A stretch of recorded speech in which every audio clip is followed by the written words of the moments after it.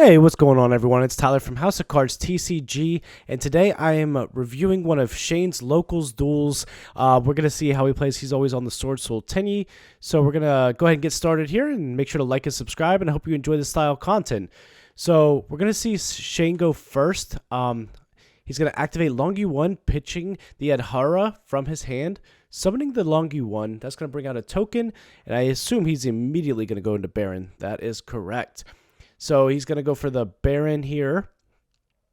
And he's going to go ahead and burn his opponent for 1,200 life points because that is a effect of Longi 1, of course. Now, looks like that he is, look at his hand, looks like he's going to see a Mo Yi, but he's going to go ahead and start off with the Desires. I thought I saw a Mo Yi in his hand. So interesting, he decides the Desires first. He banishes 10.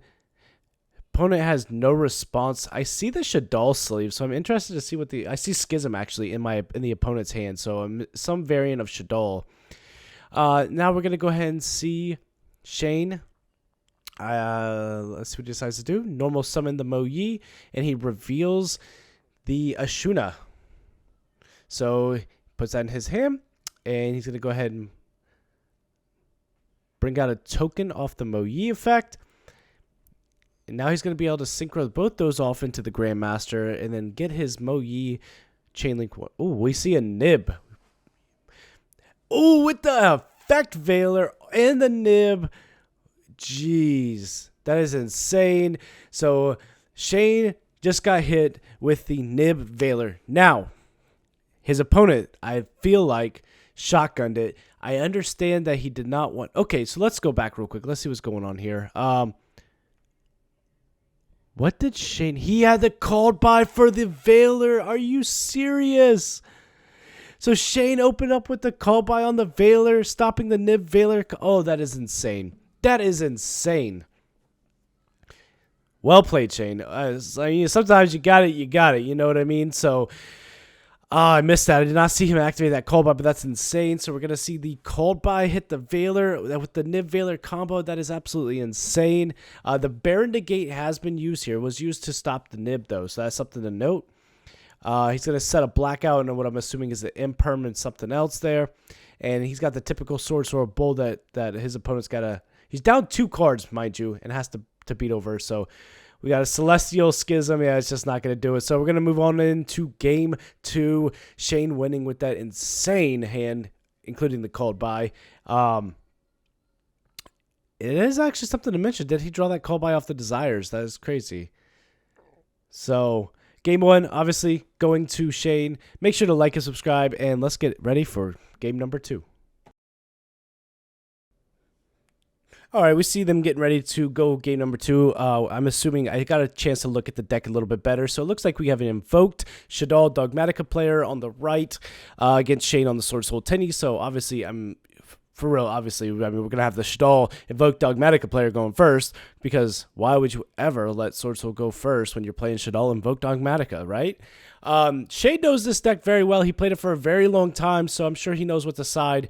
And he's got it prepared. I know that he said that the locals here is a lot of back row heavy decks. So he typically, when he goes to this locals, brings a lot of back row, like the red reboots, the evenlies, the cosmics, and those things to prepare against these locals. So let's go ahead and get it started. And again, please comment down below. Let us know if you enjoy this style, which is me commentating over the locals matches. I hope you really enjoy it because I enjoy doing them. So, all right, let's see.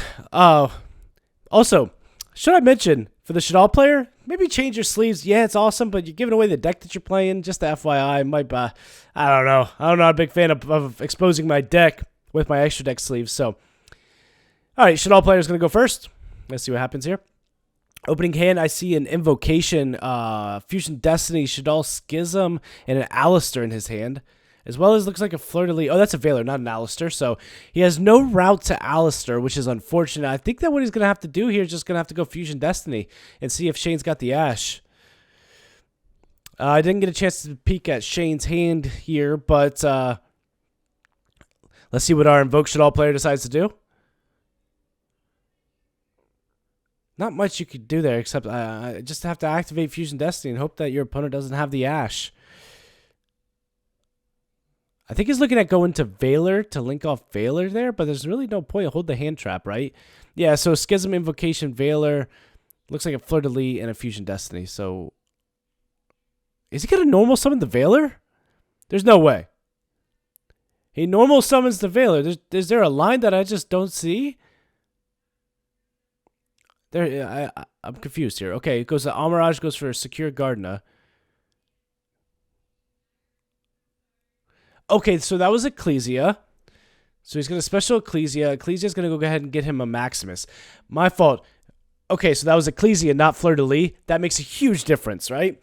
So actually pretty good play by the Dogmatika player to then enable himself to get to the Maximus and still have the Fusion Destiny as the backdrop to protect himself. So now he's past the Ash tech, right?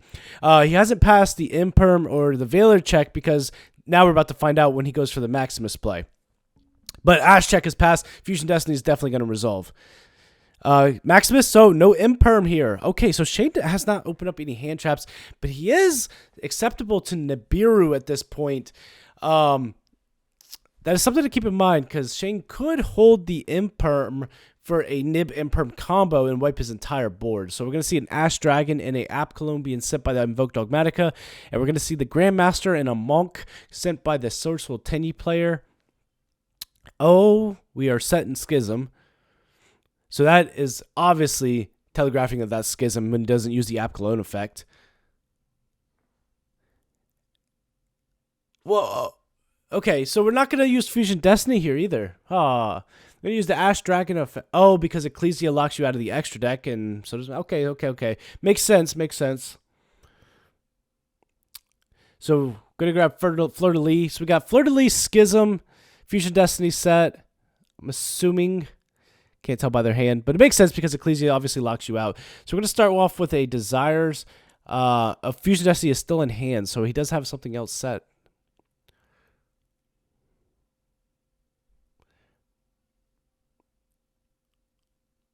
He's thinking about using Schism here, I'm assuming, in response to the Pot of Desires.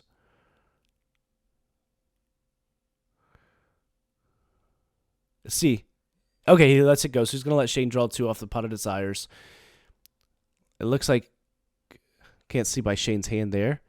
I see an Ash. Looks like he drew a Pot of Desires off the Ash. I see a Mo Yi. I see a lot of green cards too, which may not be good.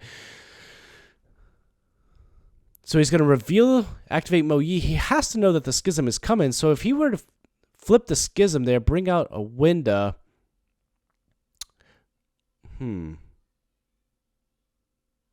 Okay. Fleur-de-Lis, effect is going to go ahead and negate the Mo Yi. If he brings out Schism there, Winda, lets the token resolve, then his opponent is pretty much done there. So, I'm not 100% sure on that play. Pretty sure he's got the materials to be able to bring out Winda. Yeah, he definitely does. App Cologne and Ash Dragon. Okay. Let's see what our Swordsoul Tenyi player does. He's going to go ahead and activate the Emergence. Emergence is now going to be able to search him a Long Yuan. Or it could search him... Now, he doesn't control Synchro, so he has to search out a Swordsoul card. If he controlled a Synchro, he could then go for the Vishuddha or something like that. But he is, in fact, going to grab the Tenyi. Okay. Maybe has Long Yuan in his hand. Let's see. He has normaled with the Mo Yi, so he can't normal the Tenyi.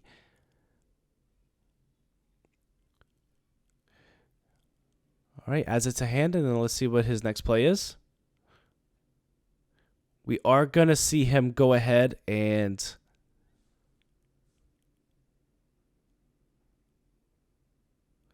Battle phase, I'm assuming? He does beat over the Ecclesia in battle phase, okay. And he's going to set 1, and I'm pretty sure this is going to be all she wrote for Shane here on the Swordsoul Tenyi. Set 2, okay, so maybe we do have a blackout. Maybe it could be some bluffs. I'm looking at his hand. I saw a lot of green cards, not a lot of purple cards, so I'm pretty sure this is just bluffs here. We're going to see him flip over the Schism on end phase, and it's going to banish the Ash Dragon and the App Cologne. Please don't go for Winda, not on the end phase. He does it. Okay. Now he's going to lock himself. I guess you could turn around and just go Fusion Destiny next turn, but I don't know why on end phase you would just go ahead and do that. Kind of just save that. Maybe he's new to the deck. Okay, let's see. What are we going to see him do next? I think he just realized that he's unlocked himself out into one summon. So, and I know Shane drew the Ash. He's got the Ash on the Fusion Destiny. Yeah. See. I can't see the other card in his hand, but it is a Talents. Talents is insane. I did not hear what he called, but he is going to take the Mo Yi, swing over. That protects him against Blackout, right? So if Shane did have a Blackout set, taking the Mo Yi takes that, and yeah, Winda can't attack directly under their Schism, but he's got, let's see, 2,000 on Maximus, 3,000 on Fleur-de-Lis, that's 5. Mo Yi, he's like 500 short. I think Mo Yi has 1,500, maybe 1,800. If he has 1,500, then Mo Yi is going to give him 500 short. If he has 1,800, he's 200 short. In phase, Talents resolves against Mo Yi back. This is not good for our Invoked Dogmatika player. Now, all Shane needs is a droplet or just anything to out that imperm, out that window, rather than saving it. He's got the Chalice on the... Oh, no. Chalice on the window. Now Shane's going to be able to play. They have no interruptions. Yeah, that Schism, definitely shotgun that Schism, and he shouldn't have. I think that he just realized that you can't attack directly when you summon off a Schism. I feel like he should have known that. That obviously stopped him from going for game there. Now we're going to see a normal summon of the Tenyi. Tenyi effect's going to go ahead and banish the Emergence. But he's grabbing his Link 1. He's going to banish his Link 1. That's going to bring out a token. I don't think that Shane can go for game. If he goes for Baxia here, he can spin back 2. He can spin back the Fleur-de-Lis and maybe spins back the back row just because he doesn't know what it is. Let's see what he decides to do. He's definitely going Baxia here, spin back 2, because Tenyi is a wind and the token was a water. It enables you to go ahead and spin back 2 because it's 2 different attributes. Pretty bad. You got to read to Baxia. It's not good. So let's see what he targets here. He is going to go ahead and target Winda in the back row. I assumed the back row was something that he's going to want to spin back. So you just never know what it is, right? Now he can go ahead and send the Vishuda. Vishuda, he does not control a non-effect monster, but if he were able to get there, he can spin back the Fleur-de-Lis. Because the Fleur-de-Lis does have 3,000 attack. It is a body. Let's see what he sends. Sends a Vishuda. Okay. It's like I've played against this deck once or twice. It's like I've played against Shane once or twice, too. I pretty much know his plays. All right. So the Talent's not... Also, misplay on the Talents there. The Talent's on his turn. He could have looked at his hand. He could have ripped a card. He could have sent that Tenyi out. But Shane had it. He's got Protos in hand, too. And he's got a Desires. This is GG's, baby. Let's see. But I want to see Shane's line here. Is he able to go for game? All right, so we're going to Desires for our 10. He's got Baxia, which can swing into Maximus. I don't know how he gets over Fleur-de-Lis yet. Unless he Vishuda spins it, bounces it back to hand. But that gives him a negate if he does that. So actually you don't want to. So he's going to go for the Protos Call. Protos Call Light.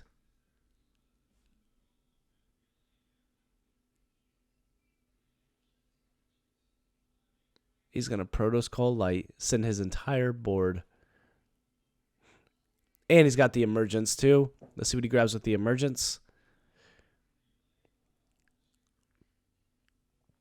He's going to grab a Long Yuan. I don't know if he has another worm in his hand. I haven't seen it, but let's see. Or another... Oh, he definitely has another Swordsoul card, unless he set it. I know he set some of his Swordsoul cards as a bluff, so let's see what he's got in his hand. If he's okay, so he's going to go ahead and Baxia effect, pop itself, bring back the Tenyi. And then he's going to go ahead and Protos Call Light, and then that is going to send his entire board. He's thinking if he wants to use Schism here, maybe prior to the effect.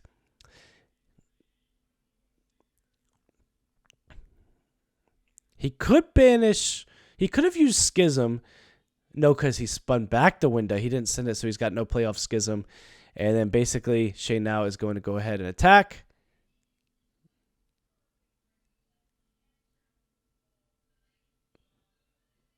That's 6,000 damage they're talking about. So Shane's going to set one and pass. And we see a top deck token collector. Where was that card prior to last turn, right? Now you top deck it. Unfortunate. So we are going to see the Swordsoul Tenyi player, a.k.a. Shane, go ahead and 2-0 his Invoked Dogmatika player. I will say that I do know the Invoked Dogmatika player. He's usually playing Drytron, so maybe he's new to the deck. But either way, this was a good match. He's going to go ahead and set one. And we're going to see Shane go standby main, and basically all he's got to do is attack here. He's going to Tenyi effect. Go ahead and banish the emergence. That's going to bring out a token. Then we're going to see him take the Moyi. Nope, not yet. He's looking at his extra deck. He's going to take the Moyi and the token, go for Baxia because he plays 2. Baxia is then going to spin back the set card. Invoke Shaddol player, just double checking, spins that back, and that's going to be GG's. So good job, Shane, there. Make sure to like and subscribe if you enjoy this content. And we see Shane take 2-0. Hopefully we get a ban list video, or ban list coming, so we can get a new... Yeah, so we can get a new format and get some new videos for you guys and some deck profiles. Make sure to like and subscribe. Appreciate it. It's been Tyler with House of Cards, TCG, signing out.